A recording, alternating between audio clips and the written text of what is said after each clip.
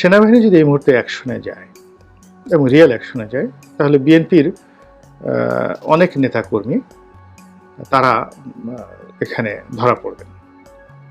একের ইউনিয়ন পর্যায় থেকে শুরু করে উপজেলা পর্যায়ে। এবং এই যে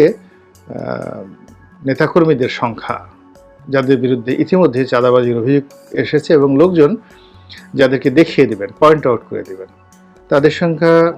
যদি বলা হয় তাহলে কম করে হলেও তাদের সংখ্যা কয়েকশো হবে, কয়েকশো না ঠিক, তাদের সংখ্যা হবে বলতে গেলে হাজার হাজার। আমি যদি বলি 50,000, এটাও কিন্তু অস্বাভাবিক কিছু নয়। তো এখন এই মুহূর্তে যদি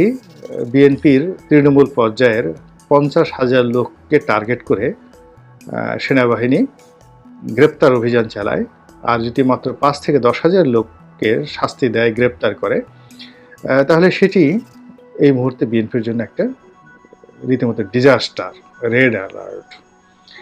এবং বিএনপি সেই 2006 থেকে আজ অবধি যে কষ্ট করে যাচ্ছে এবং যে জুলুম অত্যাচারের শিকার হচ্ছে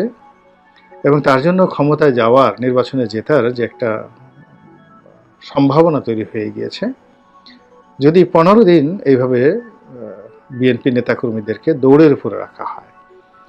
তাহলে তারা আগে যে ভয়টা পেতেন আওয়ামী লীগ জমানাতে, সেই ভয়ের উপর আবার যে নতুন যে ভয়টা,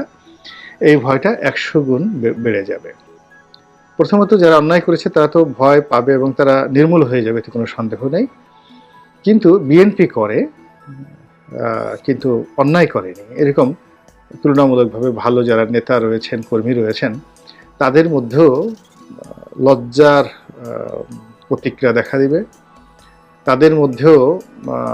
অসঙ্গতি দেখা দিবে এবং তারাও বিপদ এবং বিপত্তির মধ্যে পড়বে এবং রাজনীতির ব্যাকফুটেজে চলে যাবে। এবং বিএনপির এই দুরবস্থা যদি হয়, সেক্ষেত্রে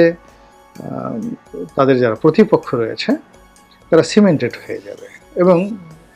দূরে দাঁড়িয়ে দাঁত বের করে তারা হাসতে থাকবে, খিলখিল করে হাসতে থাকবে এবং অনেকে গর্ত থেকে বেরিয়ে আসার চেষ্টা করবে।